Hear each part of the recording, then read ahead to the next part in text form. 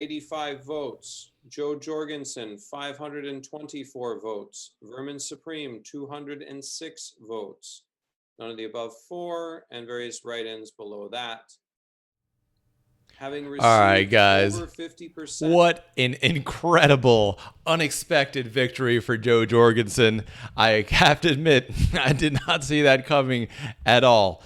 So let's analyze what needs to happen next over here. There's some good things about Joe. There's some less good things about Joe. Listen, in person, Joe was, in my view, a very, very, very terrible public speaker, just really, really bad. But she seems to have upped her game. Her nomination speech today was probably either the best or the second best of all the nomination speeches. Now, here's what Joe has going for, and here's what I hope. If you're on Joe's campaign, here's what I hope you guys do. Right now, Joe has probably the best media advisor, the best interview advisor in the entire Libertarian Party. That's Carla Howell. Carla Howell is the person who trained me to do media interviews, to redirect them to what I need them to be about, to steamroll reporters when I need to. That training has been invaluable. It's helped me have my interviews rebroadcast on Twitter, quoted by WikiLeaks, etc.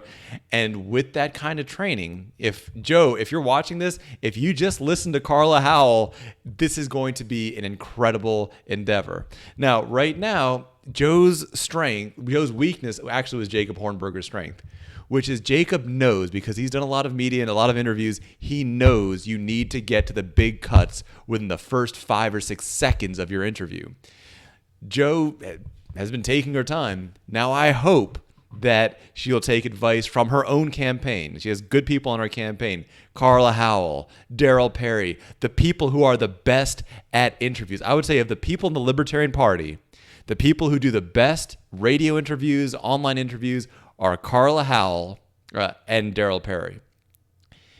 And if you guys make sure that she does what you do, if you're on that campaign, make sure that Joe does what they do. Follow your own campaign strategist advice. This could be a truly, truly historic campaign. Joe's gotten some of the best training in the world. She was Harry Brown's running mate. Harry Brown, far and away the best communicator for liberty in the history of the Libertarian Party.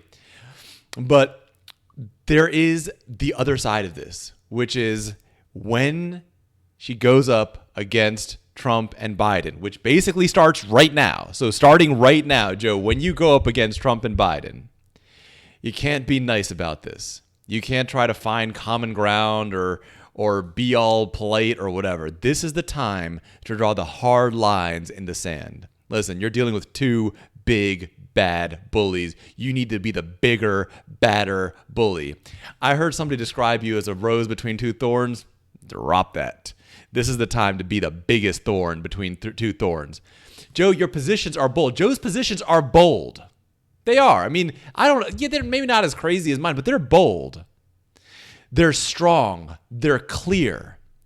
This is the time to avoid the temptation to cater to what the reporters want to hear, to cater to what you think the American people want to hear. This is a time to fight for liberty. And I firmly believe that with Joe's incredible campaign staff of advisors, especially Carla Howell and Darryl Perry, this is something that they can definitely do. I really, really hope to see them do it. I'll admit it, Joe wasn't my first choice. She wasn't my second choice, and she wasn't my third choice. But I definitely prefer her to Amash or Chafee or Gray or any of the other statist light candidates that really accomplish absolutely nothing. I preferred her to, she was maybe my fourth choice, maybe my fifth choice. So I'm happy right now. And we have struck a real blow for real libertarianism today.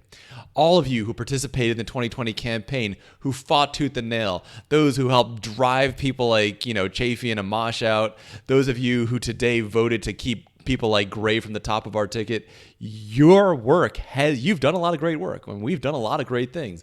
We have moved that Overton window within the Libertarian Party well past Amash. Amash is now, in my view, outside of our Overton window on the two-statist side.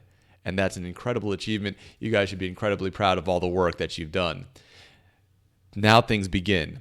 As libertarians, It is our job to make sure that our candidate stays bold, clear, and radical enough.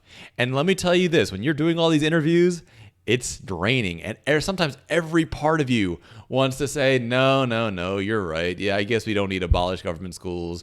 Yeah, I guess we can keep, Medicaid or Medicare or whatever, because you feel that huge amount of societal pressure.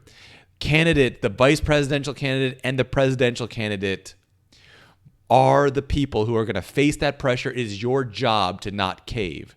It is our job to make them feel really, really terrible if they do cave. It's our job to hold them to their own standards. Now listen, people like me and people like Joe might disagree on a lot of areas. That's fine. But we also agree on a lot of areas. So this is not about holding Joe to my standards. We don't agree on everything. That's fine. This is about holding Joe to Joe's standards. Joe has talked about ending the income tax. If somebody asks her a question about the income tax, she better damn well talk about ending it. Joe's talked about shutting down foreign military bases and bringing the troops home.